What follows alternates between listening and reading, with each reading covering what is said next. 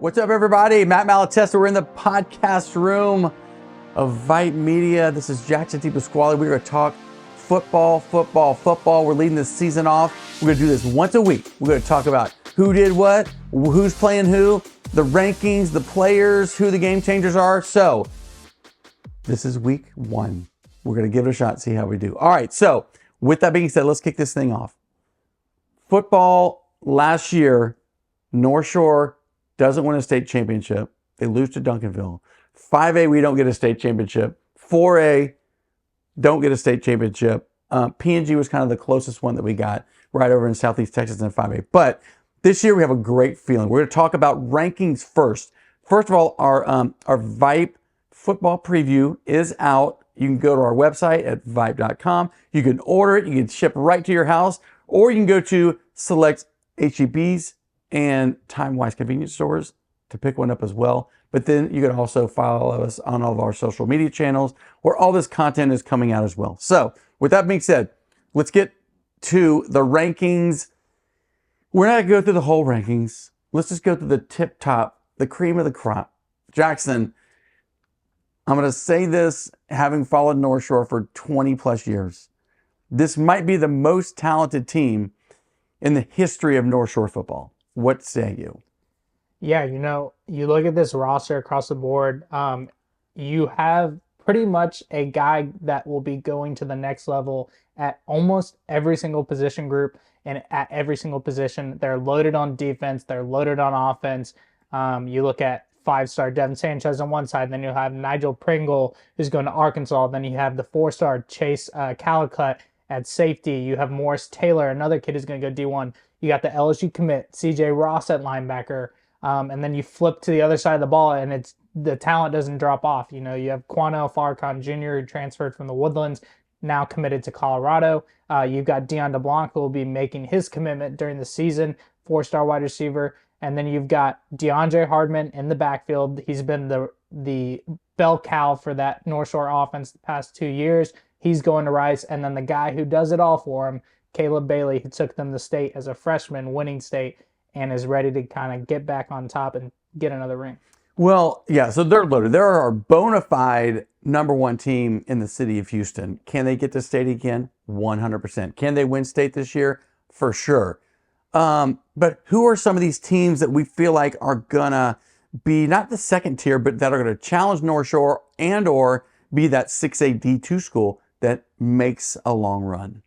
You look at Shadow Creek. I think Shadow Creek's there. I think, they won state, I believe, back in 2019. They've had some talented teams the past couple of years, haven't been able to really get back there. This year's team, though, is extremely loaded. This is the team that could do it. You've got Ja'Cory Watson at wide receiver. You've got JoJo Stewart, transferred from Hightower, leading Hightower last year to the regional final against Summer Creek. Now he's at Shadow Creek. You've got Ashton Jones going to Baylor on the defensive side of the ball. They're loaded as well. You've got Anthony Williams going to TCU. You've got Kyle Peterson at safety going to Washington State. And then watch out for this incoming, he'll be a junior this year, Chris Stewart at wide receiver, Texas commit. Kid could be the X factor for the Shadow Creek offense. I think that they're right there. They're a team that I could easily see, if they go D2, making it all the way to the state championship game. Tyrone Green, the new head coach at Shadow Creek, we're calling you out. This is your year. You must win a state championship in your first year as a head coach at Shadow Creek. Let's just fit for the rings right now. Shadow Creek is super, super loaded. So that's kind of exciting to see what they're going to do. I'm a big fan of Ridge Point. I'm not hating on Ridge Point at all. Fort Bend, what I don't love about Fort Bend ISD is this. They have 12 schools and they chop up all this great talent. But Ridge Point is that team that has a really good accumulation of talent, and I love their quarterback. He doesn't look like your big 5-star, 6'3" quarterback walking around the hallway, but this guy, Austin Carlisle, can play, dude. He's just really great for their system. He's going to U of H. I think he's going to be one of the biggest stories in Houston this year is how far he can take Ridge Point. Can they kind of punch through that glass ceiling and get to a regional final and maybe a state Final Four? Because Coach LeFavors, what he does there is a great job. He's just battling the fact that he doesn't pull from a ton of kids because Fort Bend ISD is so chopped up as it relates to schools. What do you think about Ridgepoint? I think you brought up a good point. I think Austin Carlisle is the X factor for that team. I got to watch him in a playoff game last year against Tompkins, and he was doing it all. He's doing it with his legs. He's doing it with his arm. This guy is when you think of a football player, Austin Carlisle is that guy.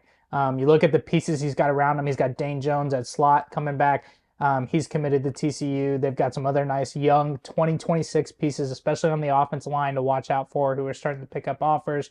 And then the defense side of the ball, they're just nasty up front. They've got a great secondary players. I'm really interested to see how they do. They lose Mason Dossett, who was a big piece of their secondary last year. So I'm interested to see how that defense does with a lot of new young faces coming in. But they've got a team this year to definitely compete. I would say win the district again, and I expect them to definitely make it out of that second round and advance to round 3, potentially round 4 in that regional final. We hadn't talked about Katy. Over 30 years, if you didn't mention Katy 1, 2, or 3, you were out of your mind. The Katy Tigers, kind of the same situation as Fort Bend ISD, where now you have Pato, now you have Katy Jordan, you had Seven Lakes, Cinco. It's a massive district. They have been the brand in the city of Houston for decades. Do they take a step back, or do they continue to win with that formula of running the ball controlling, and playing tremendous defense? I don't know that they have the staying power to get to a state final. If they go D2, I do believe they do, but they've got some nice offensive linemen. They got a good running back coming back. I'm just not sure that they have the depth that they've had of talent over the past 30 years. Another team, look, Jackson, I could run behind the offensive line at Bridgeland. I am not that athletic, but their offensive line is massive. Lonnie Madison is like, he comes from College Park. He's like, dude, I'm at Bridgeland. They got all these just massive pieces and tons of players and great athletes over there. They had a great season in his first year. What can he do for an encore? He's, I believe, going Region 2. Of course, you got Duncanville, DeSoto sitting over there. But I think they're going to have a special season. Yeah, you look at that Bridgeland team. I believe they went 9-1 last year. District champ or co-district champs. They finished out their year pretty strong. Obviously, didn't get the end result that they wanted, but with a lot of those pieces returning, I think that this is a team that could easily make a little run in the playoffs, potentially battle at Duncanville, DeSoto, and actually play them pretty tight because they have the size up front to do that. You look at Texas A&M commit Jonte Newman on one side at tackle, and then Ryan Fadoje, the Oklahoma commit, on the other side. It's not every day you get to have two big-time SEC offense linemen up front protecting your quarterback who's coming back, Jet Lewis. And Jet, I think, is the key here. He had a great year last year. I'm expecting him to kind of take a step up in this offense, in this Bridgeland offense, after kind of getting a year under his belt and kind of figuring out the playbook and becoming more familiar with it. But I think it all starts up front. When you got those guys up front protecting you and to run the ball behind, I think that's going to be the key for their success this year. And they'll be able to compete with the big guys. They'll be able to compete with the North Shores of the world and the Duncanvilles of the world because they've got the guys up front at the right spots to be able to protect their quarterback. And that's been the biggest key when you watch state championship games that between teams that play Duncanville and DeSoto. Can they protect up front against those defensive lines of Duncanville and DeSoto and give their quarterback time to go through his reads and get the ball out? I think that's going to be the key for Bridgeland this year, and I expect them to have a really good year. Three teams we haven't talked about. Shocker. Summer Creek. How have we not talked about them? They have an amazing run last year. A lot of their teams coming back. Yes, the running back's not coming back. Yes, Xavier Atkins going to LSU. But they still got some really good pieces. They play in a tough district, and it gets them prepared for the playoffs. But that's a team that's for sure in our top 6 or 7, 8 teams. Fulshire, I'm kind of dying to see what they're going to do this year. Fulshire moves from 5A to 6A. Are they ready, boom, to play big boy Texas football? We're going to find out really quick. Coach Canduti does it a kind of non-conventional way in his offense. Oh my gosh, they just bludgeon people to death running the ball. But they're a really talented team. And finally, how have we not talked about Atascocita? Just because they've been up there for so many years, now it just seems like they're not being talked about. And I'm not sure why we're not talking about him, because Cardi Mack is a beast. I don't know what he plays, receiver or running back or quarterback, whatever. And then, they have their other running back is Torrey Blaylock. Torrey Blaylock, of course. And he's a national recruit also. So they could ball control, play some good defense, but they just play in that tough district with North Shore. They're going to have to beat North Shore to get to state. And I'm not sure that's going to happen. Hey, we got to go fast because we're 10 minutes in. 5A, boom. What are we doing in 5A? We're going 5A. Lake Creek is number 1. Number 2, Huntsville. Are they in our area? Kind of. We're gonna embrace the Huntsville Hornets. They got a new facility. It's looking beautiful up there. It's all greeny green. It's awesome. Randall is a team. Talk Randall because they're seriously gonna be good. Yeah, I think that Randall team is going to be the team to beat in that district. It's a loaded district. You got Iowa, Conley, Fort Bend, Marshall, Randall, but Randall's a young team that's got a ton of talent coming back from last year's team who only lost by 3 points to Huntsville. I'm expecting them to have a really big year. You look at Landon Williams-Callis, the sophomore running back there, tons of offers already, was, I believe, freshman of the year or newcomer of the year in that district last year. He's back. He's going to be the main focal point of that offense. Also, to note, Stephen Hill, offensive coordinator at Westfield, now over at Randall. He did a lot of special things with Tajee Atkins last year at Westfield, who's now at Rice. I expect him to get the ball to Landon in multiple different ways. But then you also got to look at these Needville transfers, Keelan Sweeney and Deshaun Burton, who transfer over. Keelan was the quarterback last year at Needville, and Deshaun was the running back. Both of them are going to be playing kind of some wide receiver running back, explosive playmakers that I could expect making some big-time plays down the stretch, especially towards the end of when we get to the playoffs for this Randall team. On the defensive side of the ball, you look at Chase Sims, big defensive tackle going to Texas A&M, big-time playmaker that I expect to have an even bigger year. But the big news coming out of Randall is Norio Pac-Man Dominguez, who was at Fort Bend Marshall, now at Randall. This is huge for this Randall defense. This is a high national level recruit coming over from Marshall that had a ton of plays under his belt last year at Marshall on varsity.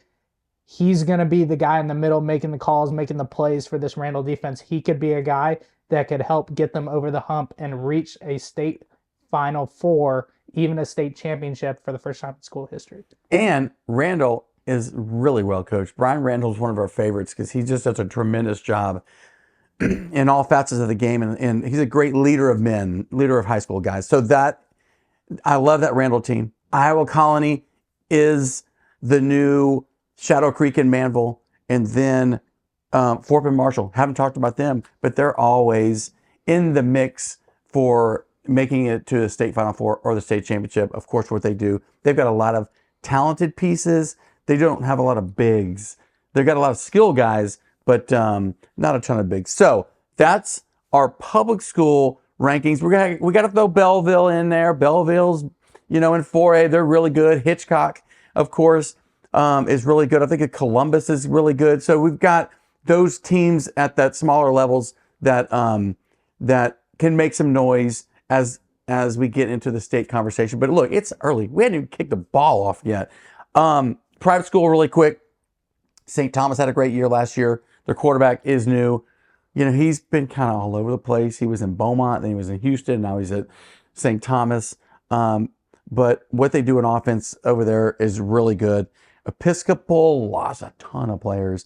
New coach, Steve Lease, has retired. New coach who was there last year as an assistant, but now he's kind of taking the baton from what Steve Lease did for years. Second Baptist might be kind of a sleeper team. And then you got FBCA, kind of a weird situation there where one of their players reclassified to get out of school earlier. So we'll see what Jordan Black can do there. But thoughts really quick on the private school world. Yeah, you touch on St. Thomas. They've got Roy Thomas Jenkins moving in. He was at Beaumont Westbrook the past 2 years. He was at Beaumont Kelly his freshman year. Really started to make a name for himself at Beaumont Kelly. Transferred to Westbrook, and it was a little bit of a transition, going from private school to public school. Took a little time for him to adjust. Now he's back in the private school world at St. Thomas, where, as we know, over the past 5 to 6 years, they know how to develop quarterbacks. They always have guys that they can produce to the next level. I'm expecting him to do really well for St. Thomas. You look at Second Baptist, they've got Cannon Tune. They'll be flying up to Chicago for that week 1 matchup. I'm expecting them to, try to figure things out. They've got RJ Lee at U of H tackle commit. So I'm interested to see how they do. They always seem to always be around that state Final Four every couple of years. So I think this is the year that they could do it. And then FBCA losing Max Granville, that's huge for that FBCA team. He was Mr. Do It All for them last year. Played wide receiver, played tight end, played defensive end. Pretty much did it all for them last year. So losing him, let's see who kind of steps up there at FBCA. Granville left early and is enrolled into Penn State, which is kind of weird just because nobody really gets out of high school that quickly, but good for him. Hey, Concordia Lutheran, Willie Amendola, I think they're going to be decent. They're going to be better this year as well. So, all right, so that is the ranking section and kind of a big overview, macro of who's really going to be good this upcoming season. All right, let's talk games of the week. Week 1, a lot of times has some really, really good games in it.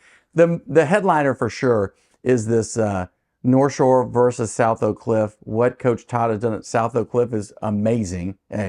North Shore is a state, they're a state favorite. Let's call them a state favorite. But South Oak Cliff lost to P&G in the state finals last year in a wild game.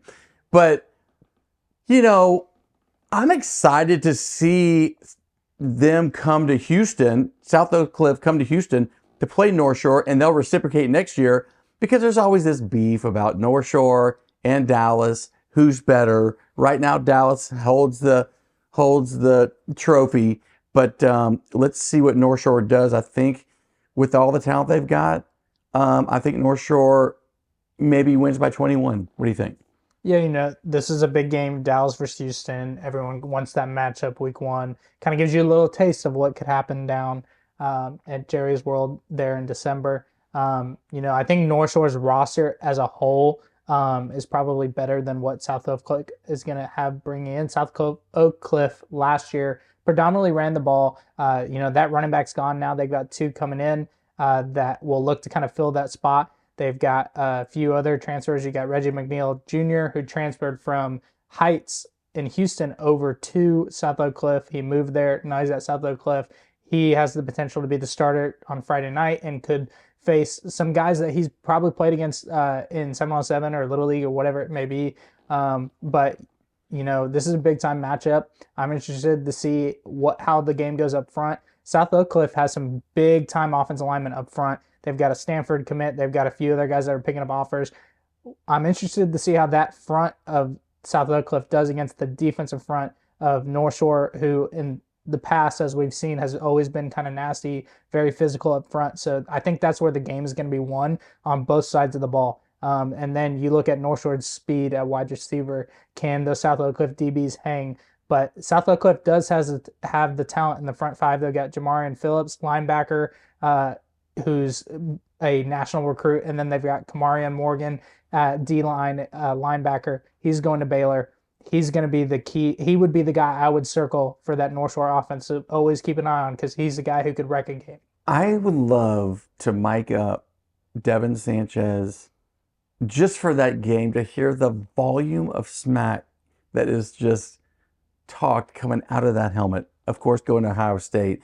But they are so jacked for this upcoming season. I've never seen them this excited. I mean, you see them, but man, they're super fired up. 21 points. That's what I'm gonna say 21. They're just gonna be so prepared and dominate this game on all 3 phases of the game. Because we never really talk about North Shore's offense. Caleb Bailey is the truth, dude. He's really, really good. And DeAndre Hardiman, undersized, but that cat can go.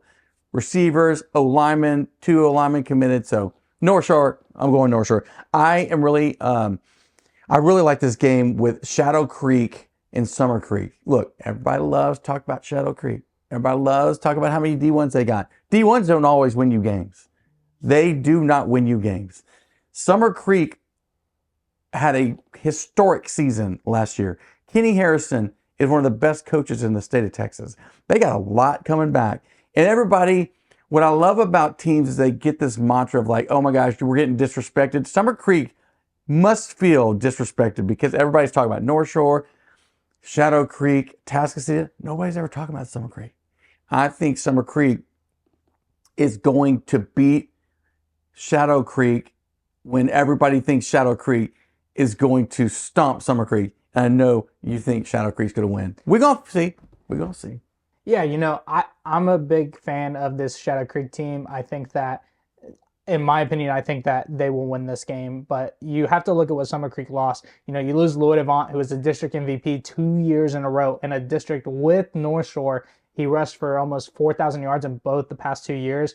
The production level that you're losing with Lloyd going to college, I'm interested to see how they replace it. I think Summer Creek can replace it. I think they've got some nice pieces and some young pieces, especially wide receiver Trey Brown, who it will be a sophomore junior this upcoming year, has a TCU offer, blazing speed, 4.3 40.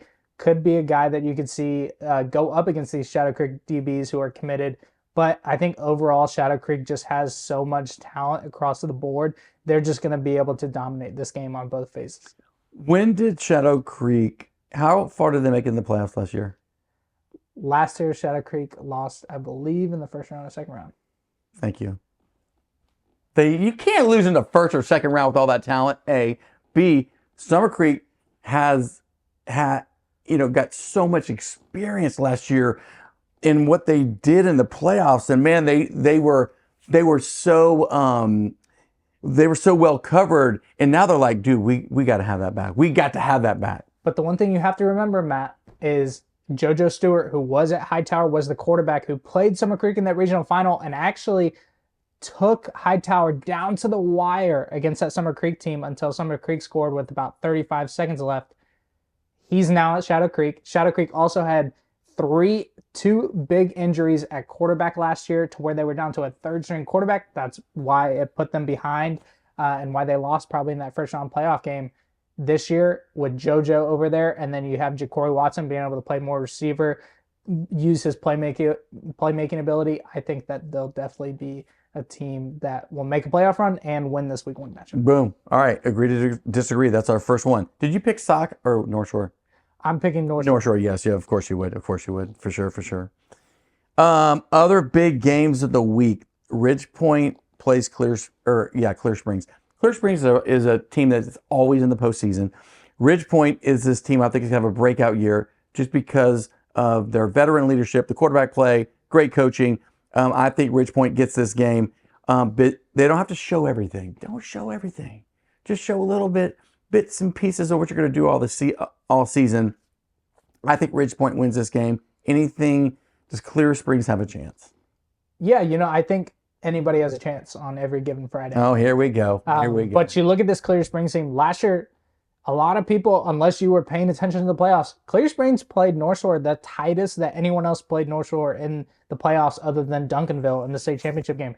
They only lost by 7 points, and they were actually up in the game in the third quarter. So this Clear Springs team has a lot coming back, has that kind of experience of playing tough games. I think they could definitely potentially make a little noise with a win, but I do believe that they will not be getting that win in week 1, but they will be competing at a high level. Katie Dickinson. They have a really good running back. They got 2 offensive linemen that are D1 guys. Dickinson, man, when they come to our photo shoot, dude, they look massive and just like Superman out there. And I'm like, they got 2 tight ends that are, committed. Katie is Katie. I think they're just, when they get off the bus, you're already down 10-0. So I think Katie's going to win this game. I think Dickinson could definitely make a run at this game. I think that you look at their tight ends, they've got Mason Peterson going to TCU. They've got Jeremiah Scooby, who's committed to Bowling Green. Both these guys are big-time playmakers. Dickinson is tight end U in Houston. They always have tight ends that go to the next level. You also look at offensive lineman Tyler Thomas, who's committed to Texas A&M. He'll be a key piece to that front of Dickinson. Now, the question will be, can that Dickinson defense stop that Katy offense and Tramian Hill, who rushed for 2,000 yards last year as a sophomore? He's back this year. I don't know if they'll be able to stop him offensively, but I think this is going to be a closer game that people may pick. Katie. One other game we'll talk about, Fulshire Pearland. Fulshire is a team that I think has staying power as they move from 5A to 6A. Just what they do just translates to 6A football, running, defense, wearing you out. Just they don't turn the ball over. They're very conservative. I like what they do. Pearland has been a superpower. You know, forever they won a state championship with Tony Heath. But I do think Fulshear is the new darling of VYPE, the new darling of Matt Malatesta. Yeah, you know, I like Fulshear's team. I think I like what they do. Pearland is bringing back a ton of pieces, though. And I think this is a good matchup for Pearland's defense. They've got their front seven's really physical, really good. They've got a bunch of guys with D1 offers. I'm looking for Jalen Stewart, defensive lineman, to have a big game, and also Joseph Credit at linebacker. I think both of these guys were 70-plus tackle guys last year. I think they could have big years this year, and I expect them to do that against a Fulshear team that likes to run the ball, as we've kind of established previously. I think the question mark for Pearland will be they lose their running back who transfers to Hightower. Who's going to come into that offense and kind of fill that spot? As remember, this is that Pato offense that we saw a few years ago as Coach Cody came over to Pearland. So I'm interested to see how this game is played. I'm going to give the edge to Pearland, as I think their defense is just going to be too much for this Fulshear team in week 1. Klein Kane's a pretty good game. Klein Kane plays Cy-Fair. So much talent, though, has graduated from Trey Owens, the quarterback who's at UT, from Cy-Fair. And, you know, Kane was really good last year, but I just think this is kind of a pick-em type game, maybe. I like Cy-Fair probably in this game. And then finally, you love Klein Oak. I don't get it. I don't get it. You think Klein Oak's going to beat P&G. You said it. I got you. I got the receipts on it. Klein Oak not beating P&G. P&G won the state championship last season. Yeah, P&G did win the state championship last season. I did go watch them play that game. They did lose a lot. They still have a bunch of key returning pieces coming back, as Jackson Christensen, offensive line, who's committed to Texas. They've got a few wide receivers coming back, quarterbacks coming back. He was young last year. He was a sophomore. Now he's a junior. But the key to P&G, like a Katy, is they like to run the ball first. They like to go run the ball, play action over at the top of it. I think Klein Oak is physical enough to be able to compete with this. They've got Cortland Guillory at corner and safety, who's going to OU. Casey Vedito, who's at corner, both these guys will also play offense as well for this Klein Oak team. They've got a few other pieces that I like that I've seen from them. They also have an offensive lineman who's committed to U of H. They bring their quarterback back. Incoming freshman running back Micah Rhodes is the key for this Klein Oak offense. Everyone thinks this kid is going to have a big freshman year. What is he going to do playing against the defending 5A state champs? We will see. I'm still going to pick Klein Oak. They had a great run in non-district last year. I think they continue that this year and get over the hump and make a little bit of a playoff, make a little bit of noise in the playoffs. Okay, we'll see about that. So, hey, this is week 1 predictions. Week 1 playoff predictions, Matt and Jackson. All right, stay tuned. We're going to talk players coming up next. Who are the playmakers in the city of Houston? Follow us on YouTube, subscribe, like, share, etc. Follow us on all of our social media channels at VYPE Houston. This is Matt and Jackson with VYPE. See you at the games. We're back. We're talking players. This is the segment of the show that people get the most pissed off at. Because, like, why my kid number 5 or number 4? Jackson put our Hot 100 together. And what happened? We release it. Our DMs get full of people crying about, oh my gosh, I should have been ranked higher. We are pretty much 100% spot on. We've never missed on the kid. Never. Except right behind me, Jalen Hurts. I didn't think he was going to be that good. He ends up being pretty good. So maybe we're correct 80% of the time, 100% of the time. Our number 1 player, we can agree with this, is North Shore's corner, Devin Sanchez. He's going to Ohio State. That's fine. He's going out of state. I'm not a big fan of that. This cat is long. He's a great cover guy. It's confident. Sometimes the confidence gets you to become a 5-star. If you act like a 5-star, let's say say you're a 2-star and you act like a 5-star, you're going to be a 3-star. He has the he's got the gift of gab. Let's call it that. How do you project him? Can he start next year? Is he that good? Do we love him? What? I think he's a guy that easily could get some playing time early as a freshman at Ohio State. He's a guy that has been the top corner guy in the state, if not even in the country, the past 2 years.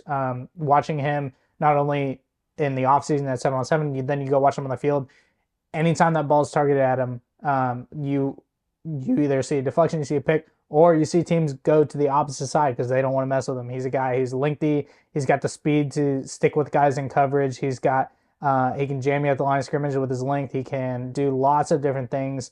He's got fluid hips. I think he's a guy that could easily see playing time at Ohio State early, and I think he's a guy that will fit good into their system. I'm interested to see how they develop him. I think he's a guy that could probably add a little bit more weight, even though he looks like he already has going into his senior year. But I think getting into that college program, getting that college strength program where you're able to add some more muscle mass, get a little faster, I think you're going to see this is a guy I could definitely see making it to the next level, being a guy we see his name called on the stage in the NFL draft. Listen, with all this NIL money being floated around, these guys better eat steak every single day. They can get ripped because they got this NIL money now, and they can go to Perry's Steakhouse in the Woodlands. They can go to Steak and Ale. I don't care where they go, but they should be getting. They can't fall on the excuse like, oh well, I'm not eating enough. These guys should be eating, right? Should they be eating? Yeah, I think should they be eating? It depends on what school you're going to. What are you talking about? If you're the top schools, top 5 person, you get money. Some schools have more NIL money than others, obviously. But I think that now with how NIL is done across the board, you see guys starting to not only just kind of help themselves, but provide for their families already as a college student, not even in the NFL. So you're seeing that change a lot, especially in today's world. Jonah Williams from Galveston Ball, number 2. He's going to UT. I'm not sure what he plays. What does he play? What is he going to play in college? DB, corner, safety, linebacker? Is he play offense? What's he going to do? I think he's a guy you can move around a lot. You can't move around. You got to play a position if you go into the league. One position. As an LSU fan, what does Harold Perkins play? He plays outside linebacker. Everything. I think that Jonah Williams is a guy that definitely can move around. He's probably going to start out at safety. You could see him play some nickel early, some safety early. Then you could also see him potentially play linebacker. I don't know where he's going to play, but I do know early he's going to get that playing time at Texas. That was one of the main reasons why he committed there this past Saturday, was to get that early playing time at safety. I think that he's going to do great there. I think he's going to do great in both sports too. He's touching 95. He plans on pitching and potentially getting on the field for the baseball team as well. He's an early grad. He is a guy that could be the next guy out of Galveston County to follow in the footsteps of Mike Evans to make it to the press. We'll see. Cash down here, our resident dog, just going to town on Jackson's drink. Well done, Cash. All right, who do you like? I'm gonna give you a couple names: Andrew Marsh, Quanell Farrakhan, Kobe Sellers. Who do you like the most out of those 3? I think they're all different. Oh my God. No, that's not the answer. We're looking for who is the best out of those 3. Who's going to be long-term best projected guy? Good answer. You're trying to be political because he's going to start crying because his moms and dads going to be calling Jackson. What did you say about him? I can't give you. You put me in a bind. That's being cut. You can't do that because I'm going to get a call or text from any one of them. That's perfect. No. The best offensive lineman, and honestly, these are the guys that really get paid.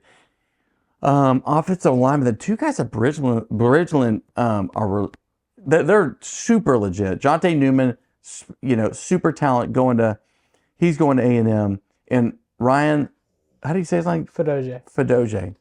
Good looking dude. I think those guys are super legit. What I like to see also is, Episcopal's offensive lineman, um, who is now at Ohio State, will likely be a first or second round draft pick this upcoming season. I just think they're kind of unsung. So offensive lineman, I like the two guys at Bridgeland. Anybody on the offensive line other than those two guys that can make some noise. Yeah, I think you look at a guy like RJ Lee actually at Second Baptist. He might be a little lower on our rankings, but he's a guy that started to really put it together going into his senior year. I'm expecting him to have a big senior year. He could be a guy that goes to U of H that we could see at 6'8", 300 pounds.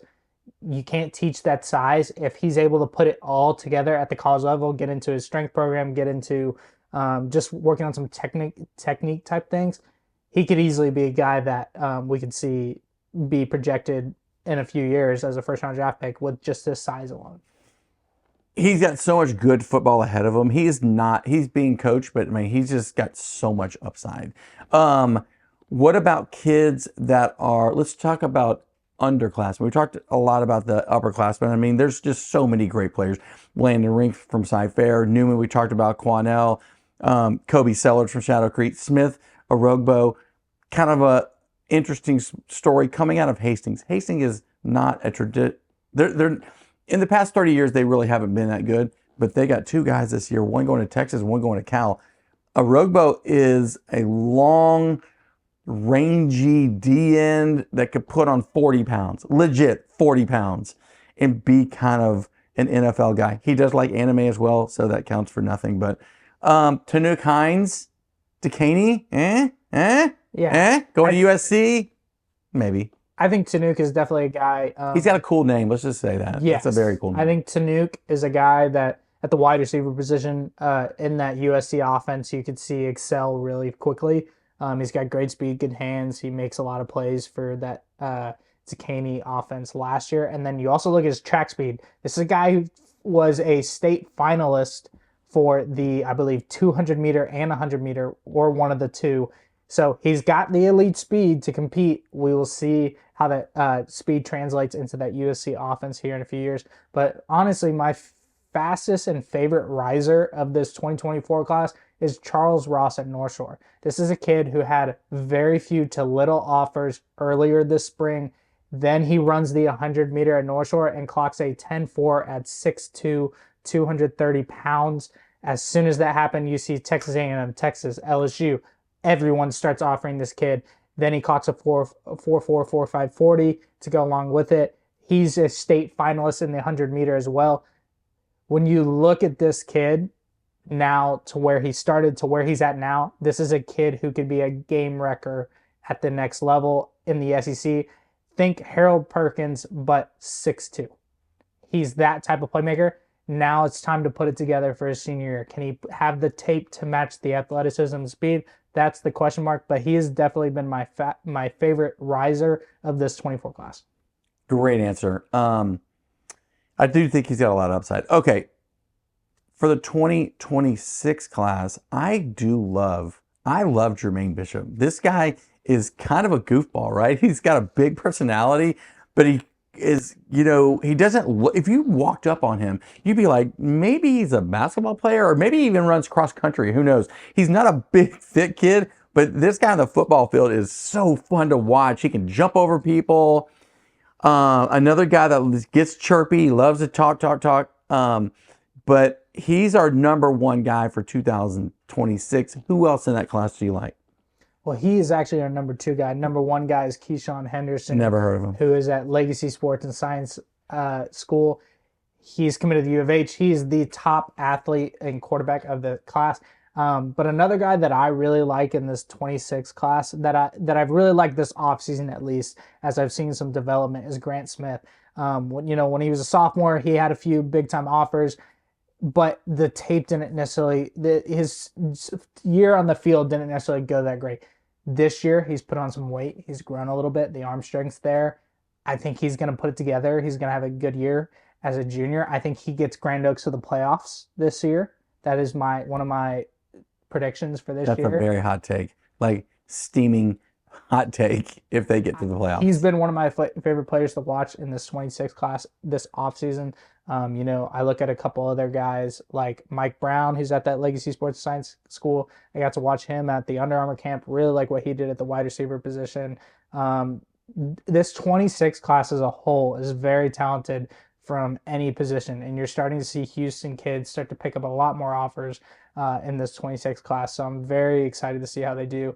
But like you said, Jermaine Bishop is probably the favorite. He's a goofball, but once that kid hits the field on a Friday night, expect to see something you've probably not seen all year at offense, on defense, whatever it is. He's going to make you have a wow moment when you watch him. He could be like an Olympic gymnast if he wanted to be. He's just kind of weird like that. But all right, so then is that 2027 we're talking about? Landon Williams, Callis, of course, the guy from Randall, little but running back.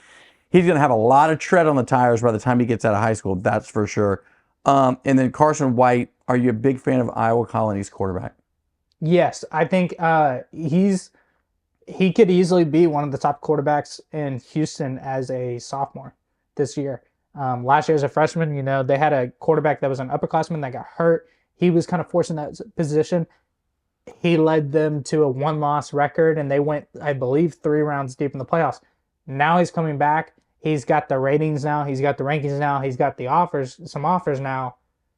Can they put it together in year 2 and make sure freshman year just wasn't a kind of lucky year? Let's see the development there. They've got talent across the board around him. I think he's a kid who will be the top quarterback in the city going forward in this class, and he could be the top quarterback in the state in this class. Bold, bold, bold. Okay, so hey, we're going to be talking about these player rankings all year. It's a thread every week, kind of see who's doing well and who's maybe not living up to the hype. This is just our first shot at our player rankings, so don't get all mad. Where your place at the end of the year, that's where we'll really tell who did what. We're in the VYPE podcast room. This is the VYPE podcast. We're talking high school football. I'm Matt. This is Jackson. In the back, Bradley working the camera, and Alex Henson, just doing work, making this podcast a reality. So stay tuned and subscribe to our YouTube channel and follow us on all social media. See you at the games.